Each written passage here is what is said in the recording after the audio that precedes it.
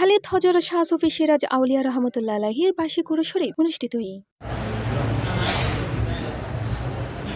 March ২৭ তারিখ শুক্রবার উপজেলার পশ্চিম শাকপুরা মাঝের প্রাঙ্গণত উরুস পরিচালনা কমিটি ও এলাকাবাসীর সহযোগিতায় দিনব্যাপী কর্মসূচির মধ্যে আছিল খতমে কোরআন, খতমে গাউসিয়া, মিলাদ মাহফিল ও কাওয়ালি।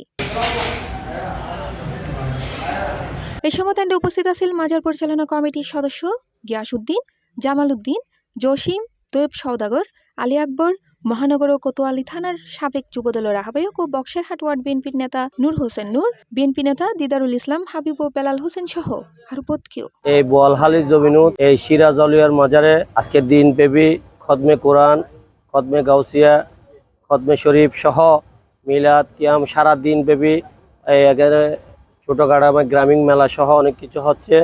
এটা এই সিরাজুল আউলিয়ার এই আউলিয়ার শাহিন শাহের এই দরবারের এই বার্ষিক উরুস আজকে 40 বছর পর হচ্ছে।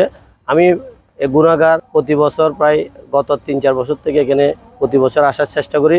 যেমন আহ্বান জানাবো যাতে প্রতি বছর এখানে এই মাজারে আসবেন, দেখবেন এখানে কিরকম আপনার মন কিভাবে শান্তি হয়ে যায়, শীতল হয়ে যায় আল্লাহর পক্ষ থেকে। নিজের আত্মাকে যাতে পরিশুদ্ধ করার আল্লাহর ওলিরা হচ্ছে সবচেয়ে বড় একটি মাধ্যম এবং ওসিলা। তাদের পথে মতে যদি আমরা চলি, আমার মনে হয় সারা বিশ্বের মানুষের একমাত্র শান্তির পথ, একমাত্র নিরাপত্তার পথ আল্লাহর ওলিদের পথে মতে থেকে আমাদের সার্বিক জীবন ব্যবস্থাপনা যদি আমরা পরিচালনা করি, নিশ্চয় আমরা দুনিয়া এবং আখিরাতে উভয় জাহানে আমরা কামিয়াবি হব। C+ TV, Chittagong.